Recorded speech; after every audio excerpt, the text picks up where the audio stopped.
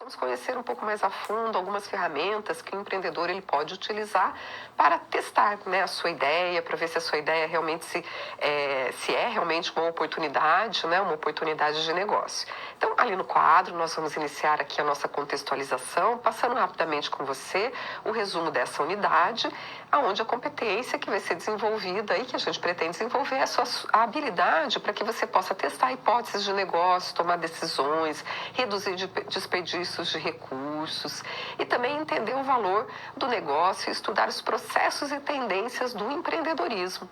Então, nessa unidade, né, o nosso objetivo é esse. E para isso, né, então a gente vai estudar alguns conceitos e algumas metodologias. Então, voltando ali no quadro, contextualizando. Bom, a volatilidade, a incerteza, a complexidade, a ambiguidade são características do atual contexto de negócio em todo o mundo. Então, para lidar com esse cenário que é competitivo, as empresas elas precisam incorporar estratégias diferentes, métodos, né, que as auxiliem aí na obtenção de melhores resultados, né, nesse mundo cada vez mais dinâmico, cada vez mais incerto e mais complexo. Então, as organizações elas precisam incorporar, né, essas diferentes estratégias.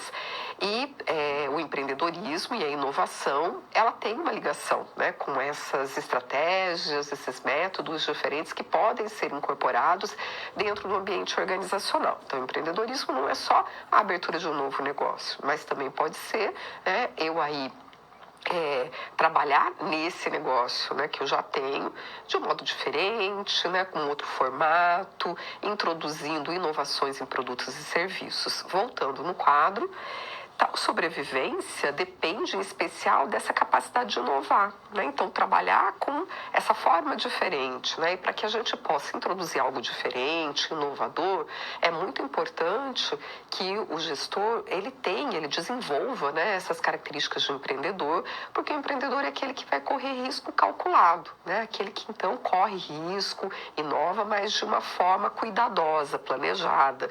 E isso, né, tem, então, uma relação aí com as características do empreendedor. Ali no quadro, ainda nessa contextualização, adequar métodos de gestão tornou-se uma máxima para os administradores. Então, obter os melhores resultados, melhorar, né, a produtividade. Então, eu tenho que adequar esses métodos de gestão sempre nessa busca, né, por melhor resultado, por melhor produtividade. Porque se eu não faço isso, meu concorrente vai fazer. Então, a incerteza é ainda maior quando se está em busca de testar hipóteses de negócio em mercados, por vezes, inexistentes, né? Porque a inovação, ela também dá essa abertura, né, para que a gente possa pensar naquilo que não existe, numa necessidade do cliente que não existe, no mercado que ainda não existe. Então, isso também faz parte da capacidade de inovação. Então, como, né, que eu vou testar uma hipótese, verificar se a minha ideia é uma oportunidade no mercado que nem existe, né, baseado no quê? Que informações, né, que eu posso utilizar aí para poder fazer uma estimativa e até mesmo fazer esse tipo de verificação. Voltando ali no quadro, é importante, então, conhecer essas estratégias, conhecer algumas ferramentas, né, que o empreendedor ele pode usar para fazer essa testagem, métodos diferentes, né, para a atuação empreendedora. As mudanças, elas são constantes, elas são desafiadoras, seja dentro da organização ou, né, por conta própria. Ali o empreendedor ele vai estar sempre à volta com isso, com uma ideia, com uma inovação e com essa possibilidade de testar essa ideia para verificar se ela realmente é uma oportunidade de negócio. E cada vez mais ele tem que fazer isso de uma forma muito ágil, né? Porque o mercado é dinâmico e muito ágil. Então você pode assim compreender um pouco aqui da contextualização dessa nossa unidade 2.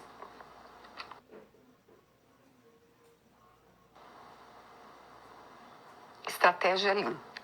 Vamos falar agora de uma estratégia, né, que os empreendedores aí utilizam. E essa estratégia Lean, porque Lean, né, esse nome, esse, né, termo aí, ele vem justamente ele significa enxuto, né? Então, enxuto, ele vem justamente daquelas estratégias que foram adotadas desde lá da década de 50, né, que foram sendo introduzidas nas organizações e que dizem respeito, né, à qualidade total, à melhoria contínua, a essa busca de eliminar os desperdícios dentro da organização. E a eliminação de desperdício não é só de produtos, né, não é só de material, desperdício de material, mas é também de atividades, né, muitas vezes que eu posso ter dentro ali dos meus processos e que não agregam valor, que se eu tirar, né, ela não vai causar impacto, né, naquele processo. Então, essa perspectiva Lean, né, essa estratégia Lean, ela também vem sendo aplicada quando a gente pensa nessa testagem das hipóteses, né, dos empreendedores. Então, vamos ali no quadro. Bom, então ela vem desse termo, Lean Manufacturing, né, que é então a fabricação enxuta, ou em português, né, produção enxuta, fabricação enxuta, produção enxuta. É a forma de produzir com eficácia, sem desperdícios, fazendo mais com menos. Então, ganhando em produtividade. Então, leva a pensar, né, quando a gente fala em Lean Manufacturing, produção enxuta, leva a pensar em produção, em indústria. Mas a gente tem que pensar que produção, ela não se restringe somente à indústria. A gente também tem produção, por exemplo, no comércio, na prestação de serviços. Então, eu vou produzir o quê? Né? A minha área de produção no comércio é o meu espaço de venda. É ali que eu estou produzindo, é isso que vai gerar um retorno, né, financeiro, que vai gerar resultado para a minha empresa. Então, a gente pode também transpor isso lá da indústria para outros cenários, né, de negócios. Voltando, então, ali no quadro. As falhas, então, e seu berço, a qualidade, a produtividade, elas integram, né, os pilares da filosofia Lean, além da ênfase na melhoria contínua, no Kaizen. Então, as falhas detectadas em qualquer parte do processo, elas devem ser corrigidas sem que gere, né, algum problema lá para frente. Então, qualquer parte do processo, esse processo de melhoria contínua, eu vou detectar, né, esses desperdícios, essas falhas ao longo do processo, das atividades que são feitas dentro do processo, e em qualquer momento eu posso parar, corrigir, para que isso não avance, né, para que isso não seja empurrado para frente. Então, essa, né, é uma das estratégias, como a gente pode pensar a estratégia Lean. Então, vamos ali no quadro. Os desdobramentos, então, dessa visão aqui dentro da estratégia Lean. Hoje, a utilização de métodos que reduzam desperdícios e tempo de desenvolvimento é considerado fator de sobrevivência no mercado frente à responsividade premente, né? Então, a gente tem uma aceleração muito grande. É preciso responder de forma rápida, eficiente às necessidades do mercado. Então, para suportar essa mudança paradigmática com relação ao mercado, especialmente por conta da tecnologia da informação e comunicação, né, que acelerou esses processos, os métodos ágeis são cada vez mais utilizados em diferentes setores. Então, não deixaria de ser diferente, né, quando se trata das atividades empreendedoras. É fácil a gente pensar a aplicabilidade desses métodos em negócios já existentes, né? Mas como pensar isso associado, por exemplo, à inovação, né, a uma iniciativa nascente, né? Como que a gente pode aplicar essa, por exemplo, redução de desperdício em algo que ainda nem existe, né? Então, também a gente tem que parar para pensar em relação a isso, é isso que a gente vai estudar um pouco. Vamos lá voltar no quadro. Lean Startup. Então, outro método que estão sendo utilizando essa abordagem é a Lean Startup. O termo significa startup enxuta. Então, esse conceito no universo da administração, ele envolve um trabalho de identificação e eliminação de desperdícios nos processos e está muito atrelado ao ambiente de startups de tecnologia, né? Então, a startup é essas empresas nascentes, normalmente com base tecnológica, que trazem, né, inovação. Então, a Lean Startup também, né, pensado, pegar essa estratégia, né, do enxuto, da produção enxuta e trazer, então, para esses negócios nascentes também. Então, ali no quadro, o conceito ele foi, então, ressignificado, unindo ideias de marketing, de tecnologia, de gestão, com o objetivo com o objetivo para criar uma metodologia mais universal, né? Não só aplicado dentro da produção, da indústria, que pudesse ser aplicado a qualquer tipo de empresa, inclusive empresas de grande porte, como uma poderosa ferramenta para melhorar os resultados do empreendimento. Então, dentre os benefícios de utilizar métodos ágeis estão a facilidade em repriorizar tarefas, visibilidade para projetos e pessoas envolvidas nos projetos, diminuição do tempo de resposta ao mercado, né? Então, consequentemente, aumento de produtividade. Então, ali já no próximo quadro, a Lean Startup, né, vale destacar os pilares propostos no que se tornou o movimento intitulado Lean Startup. Então, a manufatura enxuta, o design thinking, que é um conjunto de ideias, insights para abordar problemas, customer development, que é o cliente, né, colocar aí o cliente no centro, né, do processo, tá? E o desenvolvimento ágil, né? Então, toda atividade que não contribui para aprender a respeito do cliente deve ser eliminada porque é desperdício. Então, veja que aqui também a gente tem, né, esse foco colocando o cliente no centro do processo. Então, pensar a melhor maneira de atendê-lo, eliminando sempre aquilo que não é necessário. Então, assim você pode compreender um pouco melhor a respeito dessa estratégia Lean.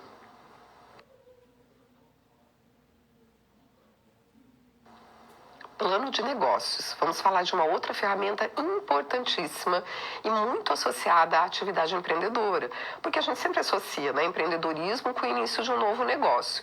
E quando a gente pensa no início de um novo negócio, né, a gente pode pensar assim, eu tenho que fazer um plano, né, um plano para iniciar esse negócio. Então, um plano de negócios. Então, vamos lá no quadro, para a gente entender melhor o plano de negócios. Então, como criar, né, um plano para levar uma ideia adiante, testando antes, né, de iniciar esse negócio? O plano de negócio pode ser uma ferramenta aí que auxilia isso, e ele é muito utilizado nesse sentido. Então, a gente sabe que o empreendedor é aquele que corre risco, mas ele corre risco calculado. Então, o plano de negócio, ele permite eu realizar esse cálculo, né, esse cálculo do risco que eu vou ter.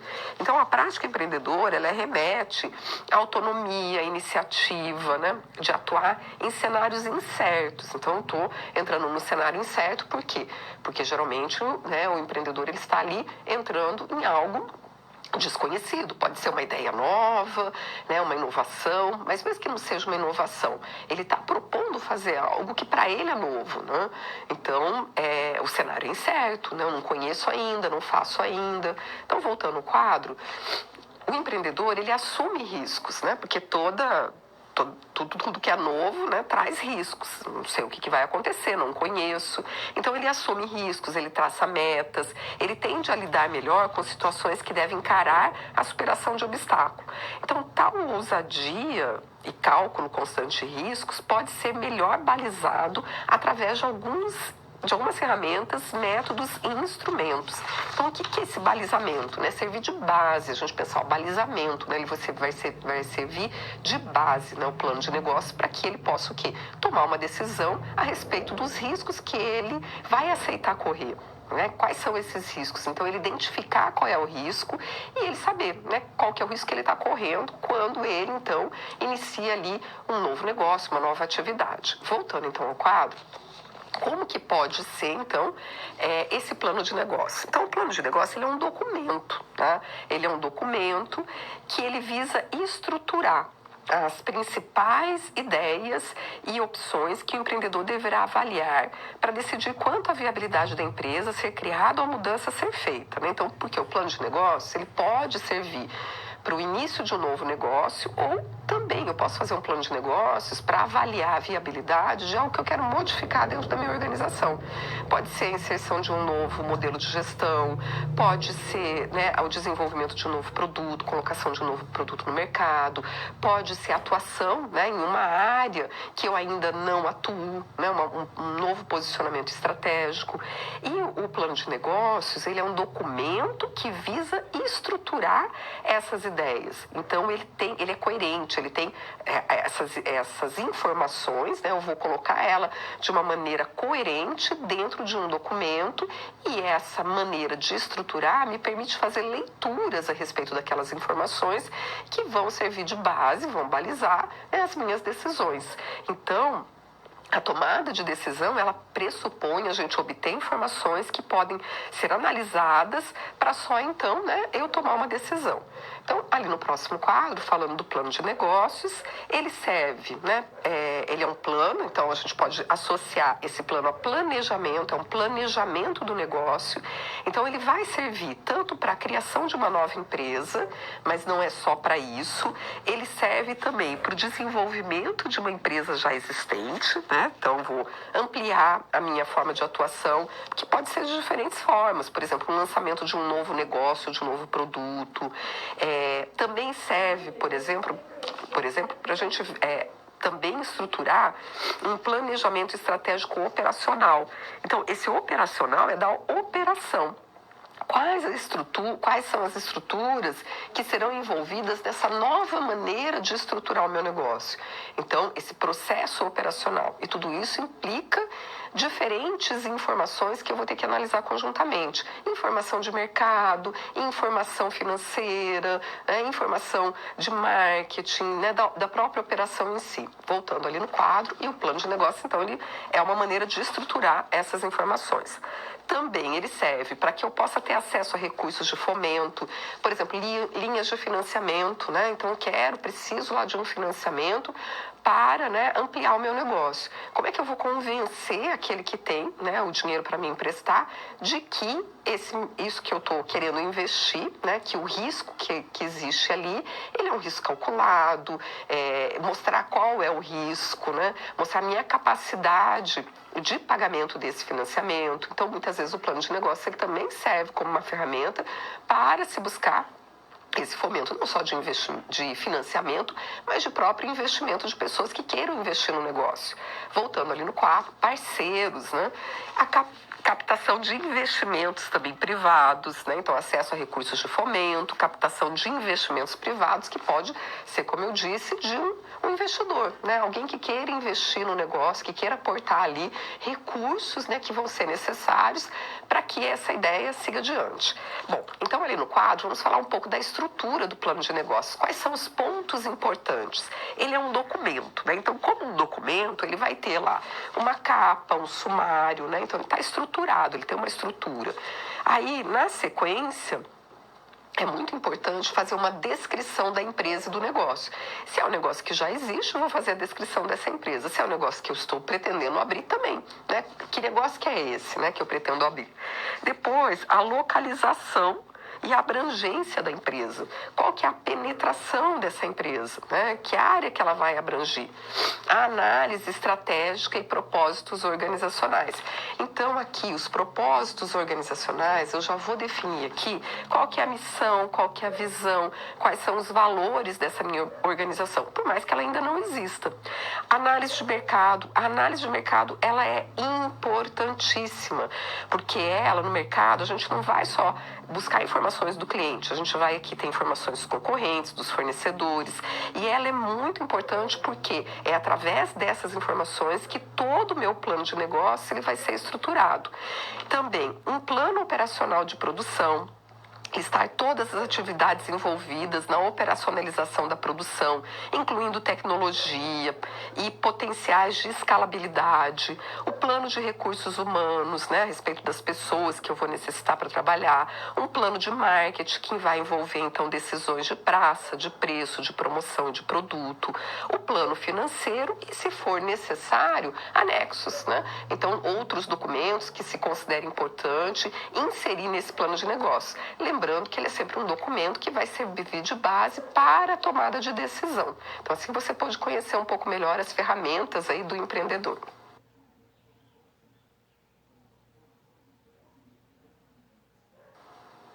Planejamento financeiro.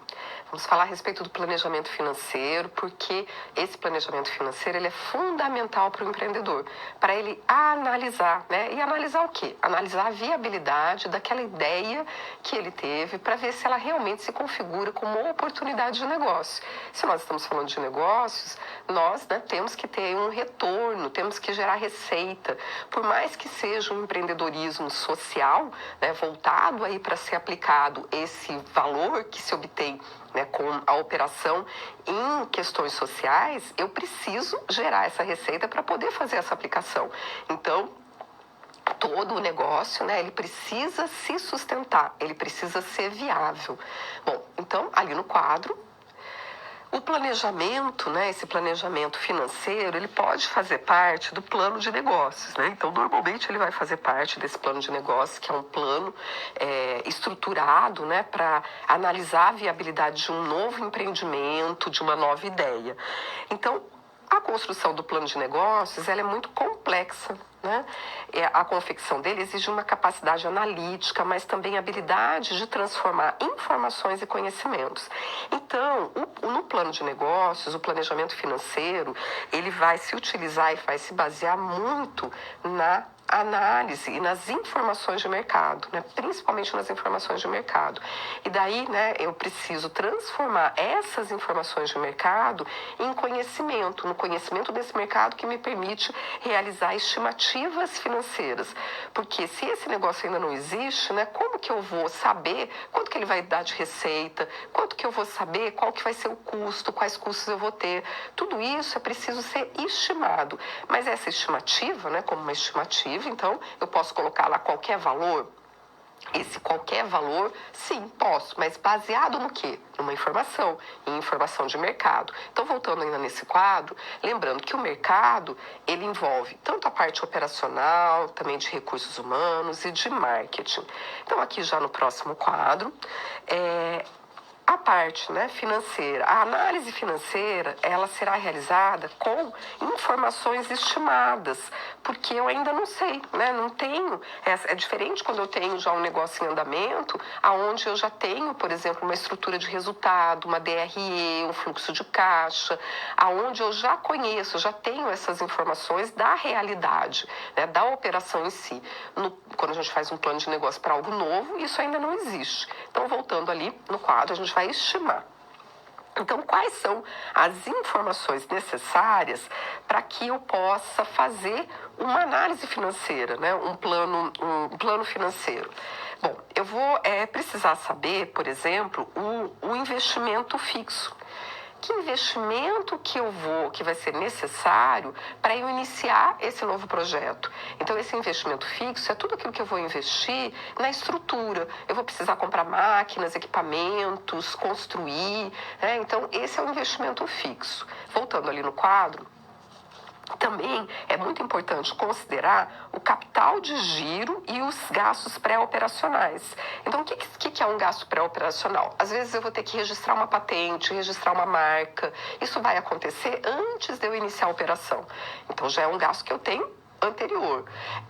O capital de giro é um dinheiro que eu preciso ter para, né, gerar a empresa, para pagar as minhas contas, que vai dar, né, esse fôlego enquanto eu vendo até eu receber. Eu preciso ter algum recurso para poder, né, fazer essa empresa funcionar. Então, esse é o capital de giro. E muitas vezes o empreendedor, né, as pessoas que estão iniciando o negócio, elas esquecem da necessidade, né, de prever esse capital de giro.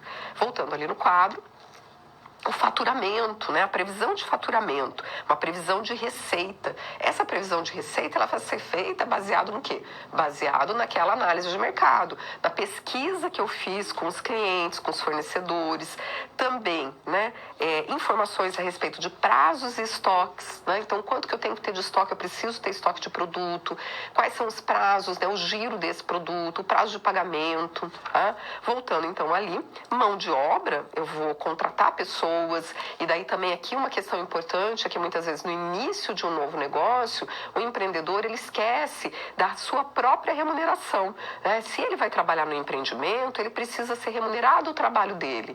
O lucro que ele vai ter, né, no final, depois que ele deduzir todas as despesas, inclusive o salário dele, é que vai remunerar o capital que ele investiu no negócio e não o trabalho dele. Então, ele precisa considerar isso também dentro desse plano financeiro. Voltando ali no quadro, os custos variáveis, né? Os custos variáveis são aqueles que variam de acordo com a minha produção, de acordo com a minha venda. Então, comissão, impostos e os custos fixos, né? Que são aqueles que não vão variar. Independente se eu vender pouco ou se eu vender muito, eu vou pagar ele igual no final do mês. Então, por exemplo, aluguel, né? Aluguel é um custo fixo, ele não varia de acordo com a produção. A mão de obra, o salário dos funcionários também não vai variar, a não ser essa parte que pode ser ali variável, né, que é uma comissão e que entra no custo variável. Tá? Então, aqui, né, é muito importante que o empreendedor, ele levante todas essas informações. Ali no quadro, então, o que a gente vai ter também aqui, né? Prazos e estoques, então a gente precisa saber prazo de venda, qual que vai ser o prazo médio de venda, as formas de pagamento, o prazo de compra, qual que é o prazo médio, qual que é a frequência de compra, quanto que eu vou precisar ter, né, de estoque inicial, o faturamento, a definição dos produtos e serviços que eu vou vender, a estimativa do preço de venda, o custo direto, né, que é o custo desse produto, se eu sou um comércio, né, o custo desse produto, se eu sou uma indústria, né, também o custo de fabricação desse produto. Tá? Então, tudo isso eu vou levantar, vou calcular e vou colocar dentro do meu plano financeiro. Ali no quadro, outras informações importantes que vão fazer parte do plano financeiro, mão de obra. Quais são as funções, os salários, os encargos, né? Porque eu tenho encargos, também tenho impostos, os custos variáveis, onde eu vou entrar aqui com comissões, taxas de cartão, né? Dos cartões, se eu vou vender com cartão de débito, de crédito, vou aceitar, né? Pagamentos. Os custos fixos, que é a retirada dos sócios, que é uma questão muito importante, então, como eu frisei, que muitas vezes, né, se deixa passar. A estrutura de resultados, ela vai me mostrar esses recursos que eu vou precisar ter, o investimento que eu vou fazer, incluindo capital de giro e a tomar a decisão, né, se eu vou utilizar recursos próprios ou financiamento. Bom, no plano financeiro, além, né, dessas estimativas, todas essas informações vão servir para que eu avalie se o negócio é viável. Então, ali no próximo quadro, a gente vai falar um pouco da análise financeira. Existem alguns indicadores aqui que vão ajudar a fazer essa análise. Por exemplo, o ponto de equilíbrio operacional, financeiro e econômico. O ponto de equilíbrio é aquele, né, aonde eu vou ter ali, igualar receita e despesa, ficar no 0 a 0. Então, a gente tem 3 tipos de ponto de equilíbrio aqui. Voltando no quadro, o operacional, ele não inclui a depreciação, né, que é aí também uma informação importante que eu preciso ter. O plano financeiro e o plano econômico. Então, indicadores de desempenho, também a margem de contribuição, rentabilidade e lucratividade, prazo de retorno do investimento, a taxa de retorno, né, TMA, que é a taxa mínima de atratividade, a TIR, VPL, todos esses são indicadores que vão auxiliar o empreendedor a analisar se essa ideia que ele teve realmente é uma oportunidade e se é viável.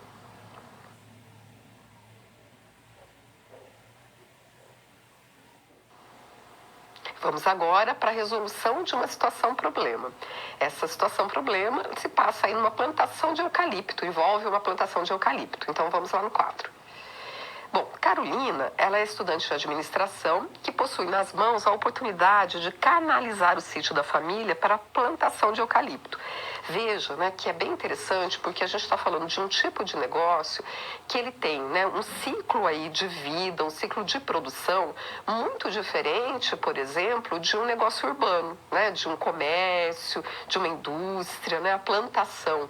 A plantação ela tem um ciclo, né, de ali eu vou plantar até produzir o eucalipto, até eu conseguir vender, né, ele tem um ciclo muito maior de vida do que, por exemplo, num comércio tradicional. E isso deve ser levado em consideração também no plano de negócios. Voltando lá no quadro, a intenção da empreendedora é vender para a indústria de papel e celulose que rodeia as terras propriamente ditas. As terras aí, né, da família. Agora, parta do pressuposto que a Carolina, ela já testou a hipótese de negócios junto aos potenciais clientes, né, que são as indústrias de papel, e ela precisa, neste momento, estruturar o plano de negócio para apresentar para o seu avô, cuja intenção é investir no projeto da neta, né? Então, o avô ali que tem as terras, e ele, então, precisa saber, será que isso é viável? Será que vale a pena? Eu vou investir, vou plantar aqui o eucalipto, será que isso vai dar um retorno, né, que a gente pretende? Então, ela precisa estruturar isso dentro de um plano de negócio. Então, vamos lá no quadro para ver o desafio. Então, para desenrolar a confecção do plano, a Carolina pediu a sua ajuda. Então, o que você poderia sugerir para a Carolina, caso não haja convencimento da primeira opção de financiamento? Estudar outras fontes de financiamento, empréstimos, seja junto a bancos, como como também agências de fomento, incubadoras, investidores anjos, concursos de planos de negócio, né? Então, caso ela não consiga lá o financiamento do avô dela, né, esse investimento, ela pode também apresentar isso para o avô, porque isso são alternativas, né, de buscar essas fontes de financiamento para poder viabilizar esse negócio dela. Então, ali no quadro, além disso, vale a pena voltar a atenção para o conhecimento gerado a partir da confecção do plano de negócio e instigar a pergunta: será que o caminho previamente traçado é o melhor a seguir? Então, aqui levanta uma questão bem importante, né? Porque a própria confecção do plano de negócios, ela vai fazer com que o empreendedor ele tenha a oportunidade de aprender sobre aquele negócio que ele nem iniciou ainda, né? Porque o fato dele buscar informações, dele estruturar essas informações, vai dando para ele um conhecimento prévio antes dele abrir o negócio, que é muito importante, até mesmo, né, para ele analisar se esse caminho que ele está traçando ali é o melhor caminho. Então, voltando ao quadro, há possibilidades, né, por exemplo, de diversificar o negócio da empresa, né? Será que nesse plantio aí, né, utilizando a terra lá da família, plantar em todo o sítio somente eucalipto? Será que seria interessante diversificar essa plantação, colocar junto com o eucalipto uma outra cultura, né, que poderia ajudar ali a viabilizar também o negócio e ela poderia rentabilizar melhor, né, essa área ali de plantio? Então, ali no quadro, resolvendo, para responder a essas e outras, né, perguntas, é preciso começar a acumular informações que embasem a elaboração do plano de negócio em si. Então, essas informações, elas são principalmente as informações da pesquisa de mercado, né, da análise de mercado. Então, eu vou pesquisar clientes, né, que é isso que ela já fez, ela já levantou lá junto com esses potenciais clientes. Ela precisa também levantar informações a respeito de fornecedores, de parceiros de negócio. Então, esses parceiros de negócio, por exemplo, dentro do ramo aí rural, né, da área rural, pode ser sindicatos, associações, empresas, né, aí que trabalham com pesquisa, desenvolvimento de tecnologia para plantio, né, em área então agrícola, né, na agricultura. Então ela pode buscar essas informações também. Voltando ali no quadro, pesquisar dados quantitativos na internet sobre o mercado de eucalipto no Brasil, porque ela precisa também fazer uma projeção futura, né, ter essa visão de longo prazo, organizar os dados encontrados dentro de uma tabela no Excel. Então aqui eu já vou começando a estruturar o meu plano de negócio. Lembra que são informações estruturadas, né? Então eu preciso organizar essas informações para que depois, através do cruzamento delas, eu a transforme em conhecimento que me ajude a tomada de decisão.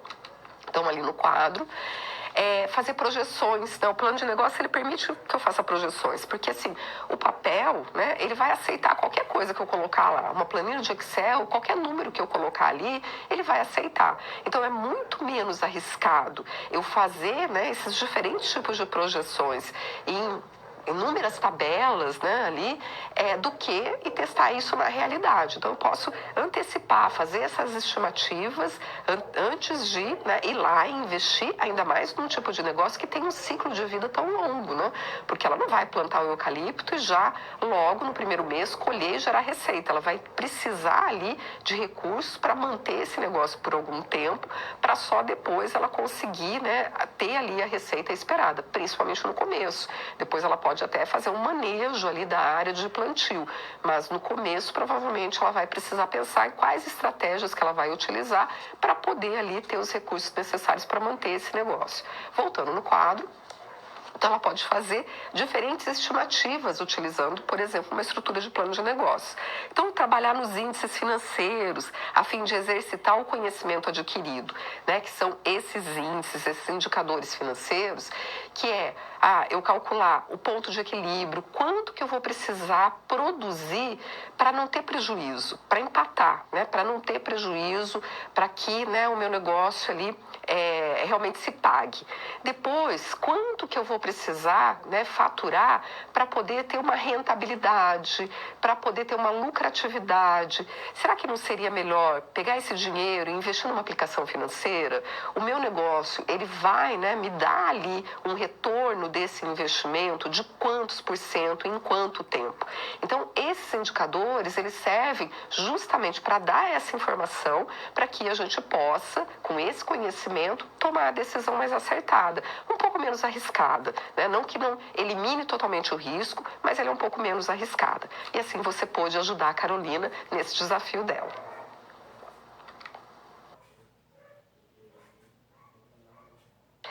Vou convidar você agora, aluno, ao momento de reflexão, né? Vou convidar você para refletir. No quê? Vamos lá no quadro. Bom, será que essa abordagem Lean, né, que é essa, então, abordagem enxuta no empreendedorismo, ele representa o fim do planejamento estratégico para os negócios embrionários, né, para esses negócios que estão nascendo? E com relação às grandes empresas, será que as semelhanças de cada segmento são capazes de sustentar a aplicação Lean em contextos estabelecidos? Eu vou dar um tempo para que você possa refletir e daqui a pouquinho eu volto.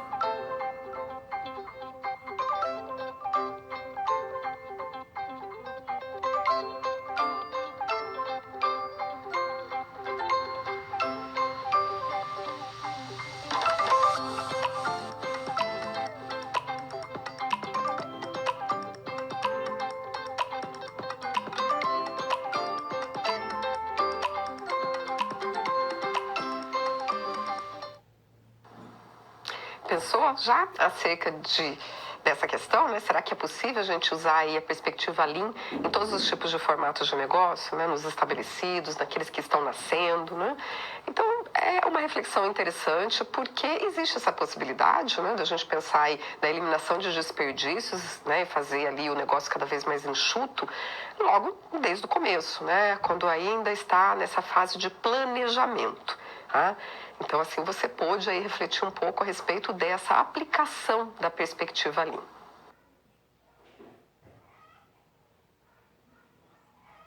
Processos organizacionais. Vamos falar a respeito de processos organizacionais. Então, o empreendedor, ele também precisa considerar no seu planejamento quais são os processos organizacionais que vão existir na sua empresa. Então, vamos entender um pouco mais esse conceito. Vamos lá no quadro. Todo e qualquer negócio, ele possui em sua rotina diversos processos que vão acontecer simultaneamente. Então, a gente pode entender que um processo, ele é um conjunto coerente de atividades, né? É um conjunto de atividades coordenadas e organizadas para atender a uma determinada finalidade, tá? Então, ainda atividades processuais também que apresentam codependência, ou seja, possuem sequencialidade, que impede de seguir uma próxima etapa antes de concluir a anterior. Então, o que é muito importante aqui? O empreendedor, ele pensar e refletir quando ele vai fazer o desenho do processo, porque aí também que ele vai ter a possibilidade de identificar atividades que muitas vezes não precisam ser executadas, que ele pode retirar, né, fazer essa estrutura dele um pouco mais enxuta. Então, se a gente pensa, por exemplo, vamos pensar no exemplo de um processo de venda. Quando a gente pensa no processo de venda, a venda, né, para o cliente de um produto ou de um serviço, ela envolve diferentes atividades. E a atividade, se a gente pensa num comércio, numa loja tradicional, não é somente um atendimento, né? Não é somente ali um momento que o cliente chega e o vendedor vai atender e realizar essa venda. Existem atividades, né, que ali para que eu possa realizar essa venda, que vão depender de outras atividades que precisam ser realizadas antes. Então, o processo de venda, ele não é somente a atividade de vender para o cliente, mas ele se inicia muito antes. Ele se inicia, por exemplo, no planejamento daquele estoque, no setor de compras, né, no contato com esse fornecedor, na negociação que é feita, né, com o prazo de entrega, também as questões relacionadas a preço. Então, veja, né, que o processo de venda, ele se inicia muito antes do cliente, né, ser atendido e vai continuar depois, porque às vezes o cliente ele vai precisar que o produto seja entregue, tem toda uma questão de pós-venda, de garantia de qualidade desse produto, né? Então, a gente deve pensar nessas atividades, né, que vão ali ser necessárias dentro do empreendimento com essa perspectiva do processo. Então, ali no próximo quadro, falando de processo, os processos, então, lembrando aqui, eles são um conjunto de atividades coordenadas, né, e organizadas para atender uma determinada finalidade, que pode ser, por exemplo, essa finalidade, né, de vender um produto para o cliente. Então, a estrutura básica de um processo é sempre essa. Eu vou ter a entrada, né, de insumos, eu vou ter o processamento desses insumos, e aqui, esse insumo, ele pode ser não somente um insumo material, né? Quando a gente pensa ali uma matéria-prima, ou então um produto que eu vou vender. O insumo, ele pode ser uma informação. Eu posso ter informações que são necessárias para que eu possa realizar, por exemplo, a venda daquele produto. Eu preciso saber se o produto está no estoque, eu preciso saber o valor de venda dele, né? Então, tem uma série de informações também, né, que estão ali inseridas dentro do processo. Então, voltando ali no quadro, que são esses insumos, eles são processados, né? Eu vou ter depois uma saída e o feedback, e uma retroalimentação. Então, essa é a estrutura, né, básica de um processo.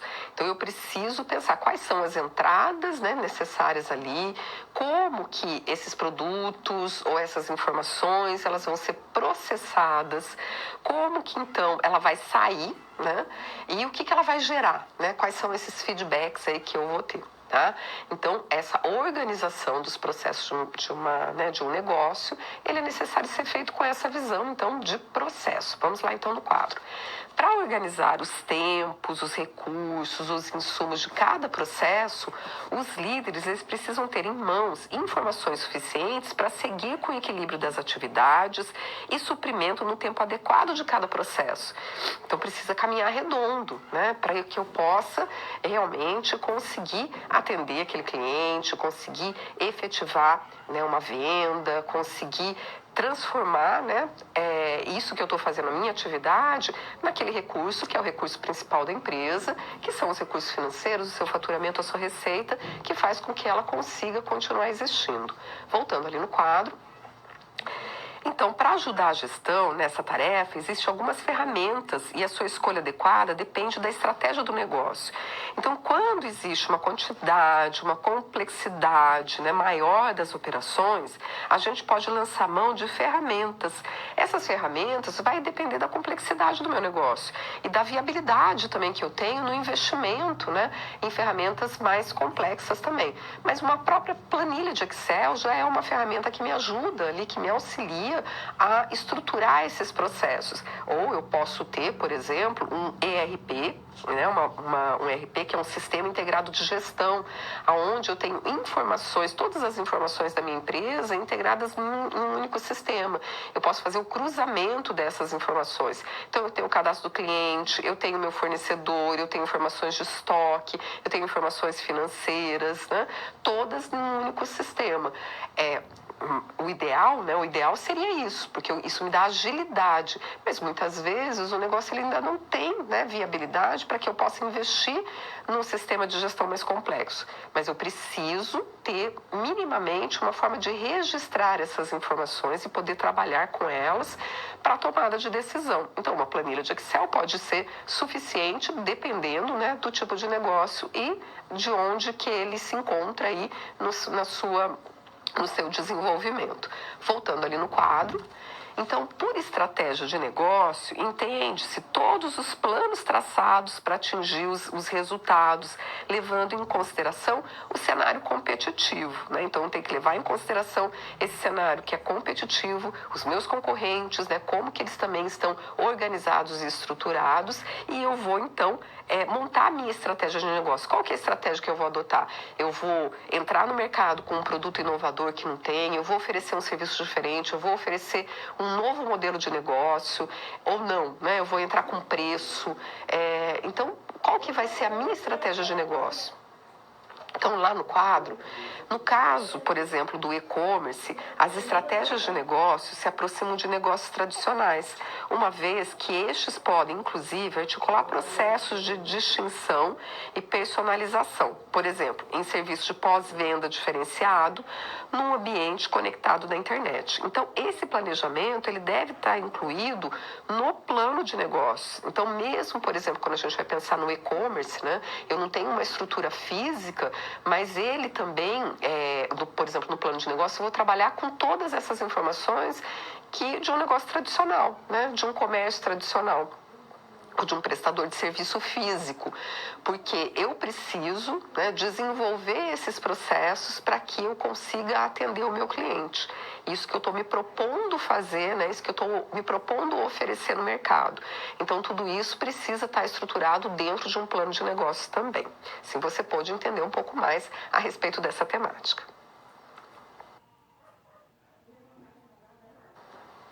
Metodologias de gestão. Vamos falar a respeito de metodologias de gestão. Então, vamos lá no quadro. E vamos aqui aprofundar um pouco mais a respeito da metodologia Lean. Lembrando que Lean, né, significa enxuta.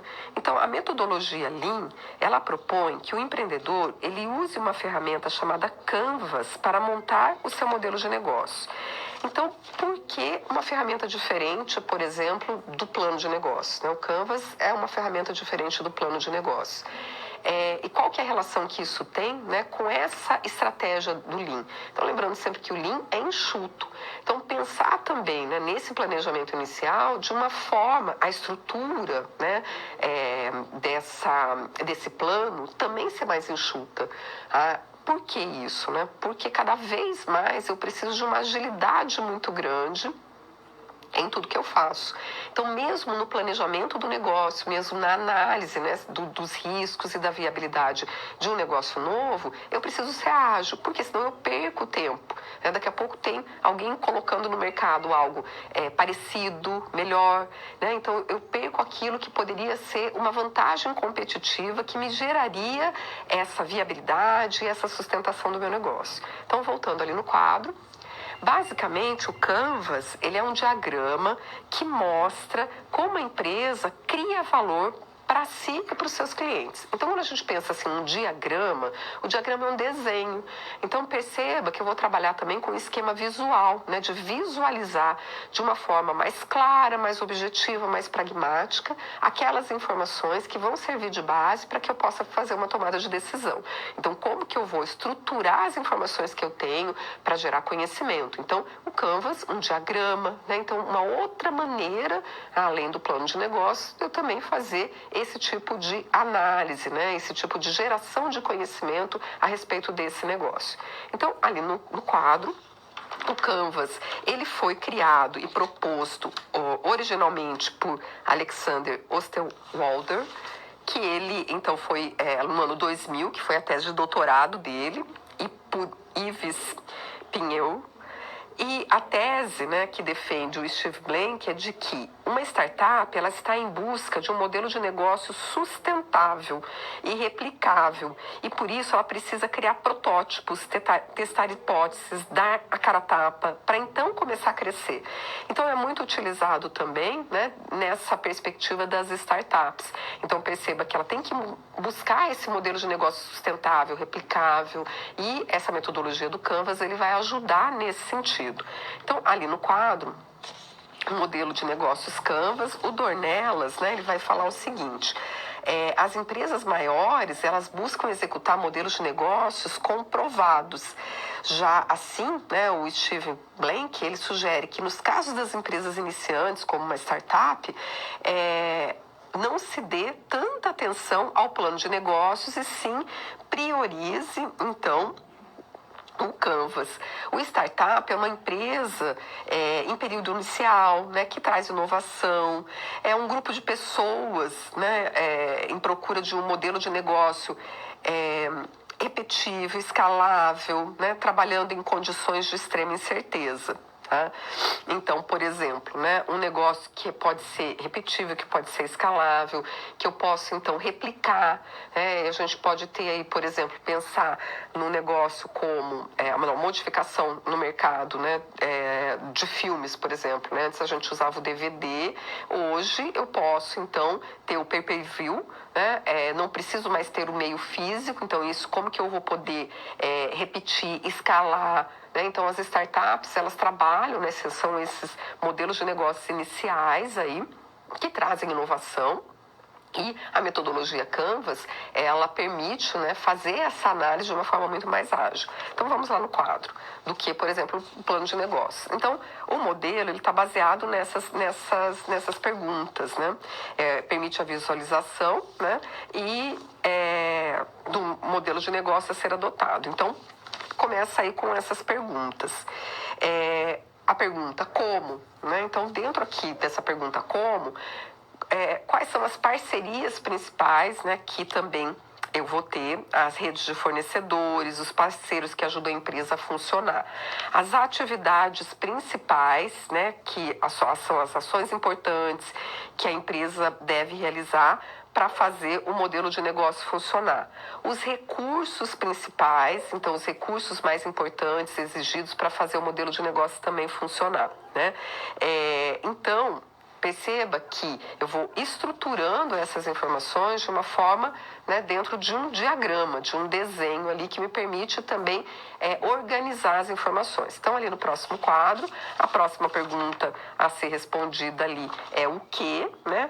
Então, a proposta de valor, qual que é o seu pacote de produtos e serviços e o valor que ele possui para o cliente. Então, quando a gente, por exemplo, dá o exemplo lá do DVD, né, e do pay-per-view, como que o pay-per-view ele pode trazer ali um valor a mais para esse cliente, né? Então, ele não precisa sair da casa dele, ele não precisa ter o meio físico, né, que é um DVD, ele pode, então, acessar isso de uma forma muito mais rápida, sem ele precisar, né, sair da casa, levantar do sofá para ele poder assistir um filme. Bom, então, ali no próximo quadro, para quem? Né? Então, para quem que eu vou ali oferecer esse produto? Então, o relacionamento com o cliente, o tipo de relação que a empresa estabelece com o cliente para conquistar, não só para conquistar, mas para manter esse cliente. Os canais, como que a empresa vai se comunicar, como que ela vai alcançar seus clientes para entregar a proposta de valor. Os segmentos de clientes, né? Quem são os clientes, né, que pretende atender? Eles têm um perfil específico? Como que eles estão agrupados? Onde eles estão localizados? Então, através da metodologia Canvas, ele permite ter essa clareza sobre a direção do negócio, e de uma forma muito visual. Bom, então ali no próximo quadro também, né, a gente aqui já vê uma outra perspectiva que é o quanto. Veja, né, que no modelo Canvas a gente não deixa de ter as informações que a gente tem no plano de negócio, mas ela está estruturada de uma maneira diferente e mais enxuta. Tá? Mas eu continuo precisando das informações de mercado, precisando das informações, pensar em como que eu vou estruturar esse negócio, aonde que eu vou gerar diferença e valor para o cliente e a análise financeira. Então, ali no quadro, o quanto, né? Então, as receitas, o dinheiro que a empresa vai gerar e como que ela vai receber, né? Como que vai receber dos clientes, a estrutura de custo, todos os custos envolvidos na operação desse modelo de negócio também devem ser apresentados. Então, a partir, né, dessa visualização que está estruturada dessa forma, de uma forma mais enxuta, também é possível, né, através dessa metodologia, avaliar a viabilidade de uma ideia para verificar se ela realmente pode ser uma oportunidade de negócio. E é muito utilizado, então, em startups. Assim, você pode aprender um pouco mais a respeito dessa metodologia.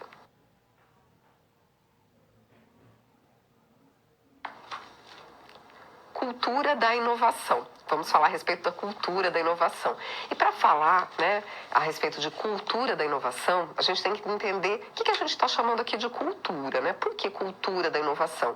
Como que a gente pode, então, disseminar, né, dentro das organizações essa perspectiva da inovação? Então, convido você ao quadro. Vamos pensar na cultura. É muito importante desenvolver, né, essa cultura de inovação. Bom, então a cultura, de uma forma geral, a gente pode pensar ela como todo o complexo que inclui o quê? Conhecimento, crença, arte, moral, direito, costumes e outras capacidades e hábitos adquiridos pelo homem como membro de sociedade, né, de uma sociedade. Então vamos pensar nesse conceito mais amplo da cultura, que é esse conceito, então, de uma cultura de uma forma geral, cultura de um povo, né? Então, como membro de uma sociedade, uma pessoa como membro de uma sociedade, como um membro de um grupo social. Ela vai compartilhar dentro, né, dessa cultura crenças, né, que são coisas que as pessoas acreditam, aquilo que é valorizado, a arte, né, os hábitos. Então, tudo isso faz parte de uma cultura. E a cultura, ela também está inserida nesses outros espaços, né? Nesses outros grupos sociais, como, por exemplo, uma organização, onde a gente compartilha de determinadas crenças, de determinados hábitos, né? De determinados valores, daquilo que é valorizado. Então, dentro de uma organização, a gente também, né, vai ali trabalhar com uma cultura organizacional. Então, eu posso estabelecer uma estratégia dentro da minha organização, desenvolver uma cultura voltada para a inovação. E isso vai fazer com que eu tenha que trabalhar nos hábitos, nas crenças, nos valores que são ali, que existem dentro dessa organização. E a cultura, ela é algo que ela não se modifica tão facilmente, né? A gente não muda tão facilmente os hábitos, né, as crenças das pessoas. Então, por isso, se eu consigo desenvolver uma cultura de inovação dentro da organização, é possível, né, que eu consiga realmente gerar inovação. Não só um processo, não só uma atividade, mas realmente uma cultura. Bom, então, ali no quadro, podemos analisar a cultura de uma única empresa ou ainda vislumbrar o potencial cultural de imbricações, em fusões, em aquisições empresariais, né? Porque também pensando nessa questão da inovação, a gente pode aí ter como uma perspectiva da inovação eu trabalhar com diferentes parceiros de negócio, estruturando um novo formato de negócio, né, para atender o mercado. E isso, muitas vezes, eu vou ali estar juntando culturas diferentes, né? Ali no quadro, essa sinergia de perfis, ela é estratégica e ela deve ser considerada em qualquer contexto. Então, pensando aí na realidade de empreendedores autônomos, né, não mais, por exemplo, de empresas que podem se unir, né, que podem estabelecer estratégias, mas se a gente pensar também no empreendedor autônomo, desde a cultura nacional até a cultura dos grupos sociais que ele frequenta, vai influenciar o desenvolvimento, a vontade de criar e desenvolver nosso negócio. Porque a gente também vai ter esse aspecto singular. Quando a gente pensa no empreendedor, né, naquele empreendedor autônomo, qual que é a cultura que vai influenciar ele? A cultura dos grupos sociais a qual ele pertence. Então, com quem, né, ele está vinculado. Né? Então, em que região, em que estado, em que país, né? No que ele acredita, quais são os seus hábitos. Isso também vai influenciar o desenvolvimento de uma cultura empreendedora. Então, ali no quadro, com relação ao empreendedorismo, quando se está criando um novo mercado ou produto, o nível de incerteza ele é muito alto, o que pode fazer com que o novo negócio acabe esbarrando em obstáculos de resistência, em crenças ultrapassadas, né, em infraestrutura. Então, quando a gente pensa na singularidade, né, desse empreendedor, também, né, a incerteza, ela pode gerar uma resistência, resistir a mudar, né? Porque quando eu não tenho certeza, quando eu não tenho conhecimento, isso me gera insegurança. Então as pessoas têm a tendência, né, a buscar garantias, a buscar, né, uma segurança. Bom, então ali no quadro, a decisão sempre comporta uma dimensão individual. Então, isso se aplica também à escolha do tipo de negócio que o empreendedor decide investir. A decisão, ela sempre vai comportar essa dimensão individual. Se a gente pensa dentro da organização, posso estar lá inserido dentro de um grupo social, mas as minhas decisões, elas sempre vão comportar, né, essa minha singularidade. Aquilo que eu concordo em abrir mão, aquilo que eu concordo em me vincular, né? E quando aí a gente pensa na abertura de um novo negócio, também tem essa dimensão individual, quando a gente vai pensar na escolha, né? Que tipo de negócio que esse empreendedor ele vai se envolver. Então não adianta, né, eu pensar assim, eu vou investir em um determinado ramo de atuação porque isso está dando dinheiro, isso tem uma perspectiva de crescimento, né, de um retorno de investimento muito bom. Se esse empreendedor ele não gosta, né, daquele ramo de atuação, dificilmente o negócio dele vai dar certo, por mais que seja viável, porque tem também essa questão da escolha individual, desse alinhamento, né, que ele vai ter que ter com, né, as necessidades dele, com a sua realização também profissional. Então, ali no próximo quadro, falando um pouco, né, de uma metodologia que pode auxiliar aí no desenvolvimento, né, dessa perspectiva da capacidade empreendedora, a mentoria. Então, essa decisão, né, que é a decisão aí que vai ser sempre individual, ela para sobre o propósito de vida da pessoa, que ao encontrar-se em alinho com o propósito organizacional ou com o projeto empreendedor, gera grandes resultados. Mas quando está em desalinho, né, quando o empreendedor, por exemplo, ele não tem uma vinculação, né, ele não gosta daquele ramo de atividade, dificilmente isso vai gerar grandes resultados. Então, nessa busca, é possível eleger mentores, né, eleger mentores num processo de mentoring, que podem te auxiliar ao longo da jornada. Então, tais mentores são, em geral, mais experientes. Eles estão prontos para guiar o caminho, né, de pessoas iniciantes, tá? Tem um conhecimento, né? E esse conhecimento traz segurança, né? Traz ali essa sensação de garantia, tá? Então, ali no próximo quadro, no ecossistema de inovação em hubs, que são espaços onde se reúnem empresas nascentes de base de tecnologia com alto potencial de crescimento, incubadoras ou instituições de apoio ao empreendedor, como, por exemplo, o Sebrae, eles possuem programas de mentoria com vistas a impulsionar os resultados do empreendimento, em especial o crescimento do próprio agente de transformação, né? O próprio agente de transformação, que é esse empreendedor, com foco no desenvolvimento do comportamento empreendedor. Então, dentro, né, desses espaços também que fomentam o empreendedorismo, eu posso encontrar esse suporte, essa mentoria de alguém mais experiente que vai me dando um pouco mais de segurança para, então, desenvolver também, com esse foco sempre em desenvolver os comportamentos empreendedores, que são esses que estão ali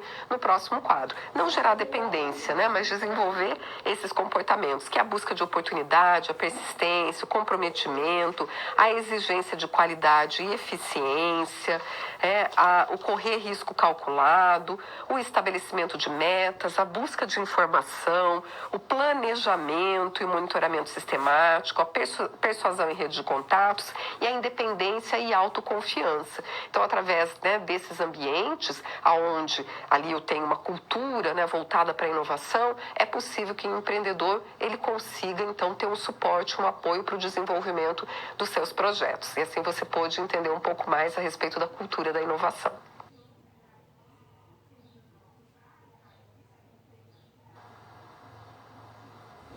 Vamos agora para a resolução de uma situação-problema, que é o sonho do Luiz. Vamos então conhecer o sonho do Luiz?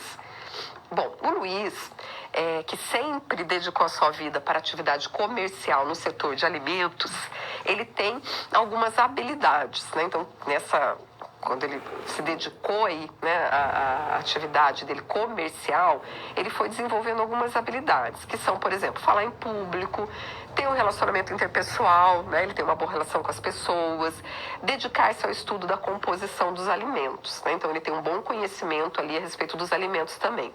E atualmente, no entanto, ele, movido a evidências do mercado, ele quer criar um blog de programação de computador. Então pensa, olha, um blog de programação de computador, bem diferente da atividade que até então ele vinha desenvolvendo. Então vamos ver ali qual que é o desafio. Bom, o Luiz se arriscou, somente com uma linguagem HTML, né, para programar alguns sites no período da adolescência. Então ele não tem muito conhecimento nessa área, ele não conhece a fundo nenhuma linguagem de programação para construir a aplicação mobile, softwares ou qualquer outro produto deste universo. Tampouco tem certificação ou tem experiência na área para falar com propriedade e tornar-se autoridade no assunto. Então veja, né, ao longo da sua trajetória profissional, ele desenvolveu ali um conhecimento, né, e habilidades que também distantes desse negócio, né, dessa área aí que ele está agora querendo investir. Então vamos ali no quadro. Você foi convidado para um evento e conheceu a história de vida do Luiz e as atuais intenções do empreendedor, conforme, né, a gente ali viu acima. Então, na condição de mentor, pensando em você ali como mentor, aquele que tem mais experiência, né, quais são as sugestões que você daria para o Luiz? Tá? Então vamos pensar aqui em termos do quê? Em propósito de vida dele, habilidades acumuladas ao longo da carreira profissional, o esforço que ele vai ter que aplicar, né, um esforço inicial em detrimento de outras possibilidades adjacentes ao conjunto de habilidades que ele já possui. Então, se ele vai investir em um ramo que ele desconhece totalmente, o investimento que ele vai ter que fazer ali de tempo, né, muitas vezes de recurso financeiro também, é muito maior de alguém que já conhece o mercado, né? Então, ele também tem que levar em consideração isso. E levando em consideração tudo isso, você aí, atuando como mentor do Luiz, né, o que você falaria para ele? Então, quais são as sugestões, né, que a gente pode pensar aqui, que a gente poderia dar para o Luiz? Então, propósito de vida do empreendedor Luiz. Propõe, então, uma conversa no sentido de tirar respostas de si mesmo. Perguntas, quando bem colocadas, geram insights valiosos para a tomada de decisão. Então, propor para ele pensar nisso, né? O que ele quer com isso, né? Com esse negócio que ele está querendo iniciar. Qual que é o propósito de vida dele, né? E aí, fazendo essa análise, pensar em algumas questões, né? Porque tem pessoas que são mais focadas em uma estabilidade, tem pessoas que gostam de correr mais riscos, tem pessoas que gostam de estar numa atividade onde ela vai estar em contato mais direto com as pessoas, tem outras pessoas que não, que elas preferem fazer atividades onde elas não têm um contato tão direto no dia a dia com as pessoas, né? Então nem todo mundo gosta de ser, por exemplo, vendedor, né? Então, também, né, fazer o Luiz refletir a respeito disso. O que ele quer para a vida dele? Porque não é somente ele pensar assim, esse ramo de atividade é um ramo promissor. Mas ele tem que pensar como que vai ser ele, né, trabalhando com esse ramo. Voltando ali no quadro. Quais são essas habilidades que ele acumulou ao longo da carreira profissional dele? Então, ele acumulou, por exemplo, habilidades de falar em público, de ter relacionamento interpessoal e know-how em composição dos alimentos. E tudo isso não vai ajudar muito o Luiz do blog, né? Pelo contrário, o Luiz deve ser provocado no sentido de elencar as possibilidades que pedem tais habilidades que ele já possui e desenvolveu ao longo dos anos. Então, assim, aonde que ele poderia aplicar essas habilidades que ele já tem? Ele pode até fazer um inventário das habilidades, o que ele já tem, o que ainda falta para ele desenvolver, por exemplo, para ele poder investir nesse negócio, né, do blog aí de programação. E como que ele, então, poderia pensar na aplicação dessas habilidades que ele já desenvolveu em tipos de negócio aonde ele poderia atuar. Então, ali no próximo quadro, ainda que ajudando o Luiz, o esforço a ser aplicado na proposta inicial em detrimento de outras possibilidades adjacentes ao conjunto de habilidades que ele já possui. Então, aqui por fim, vale o exercício de um instrumento que chama Ikigai para chegar na proposta de valor que menos vai despender esforços e mais provocará ímpeto em realizar, pois estará diretamente ligado ao propósito de vida do Luiz. Então, ele pensar, né, relacionar esse propósito de vida dele com as habilidades que ele já tem, né, com aquilo que ele já conseguiu ao longo aí da vida profissional dele e como que ele pode aplicar isso em um formato de negócio. Então, não necessariamente ele precisa continuar atuando naquilo que ele fazia, ou então atuar no blog de programação. Mas, né, por que ele pensou no blog de programação? Será que não tem uma outra forma dele unir, né, isso que ele está ali, já tem de habilidade no setor de alimentos, com isso que ele está querendo agora desenvolver, né, que interessa a ele, né, que faz a ele se interessar? Então, ele pode aí pensar também de formas diferentes e às vezes surge até um novo formato de negócio, né? Mas também pensar no investimento inicial que ele vai ter que fazer e se ele está disposto a isso, né? O investimento de conhecimento de uma área totalmente nova, né? E levar em consideração que ele vai ter um caminho que ele vai ter que percorrer, né? Que assim como ele percorreu esse caminho onde ele adquiriu determinados conhecimentos, para ele chegar nesse patamar, nesse novo, né, cenário aí que ele quer investir, ele também vai precisar percorrer um caminho. Não vai ser assim tão rápido, né? Então ele também tem que pensar, ele está disposto a isso, né? Ele vai ter que encarar esse desafio e considerar isso no risco que ele vai estar assumindo ali. Então, assim a gente pode aí auxiliar o Luiz a resolver esse desafio.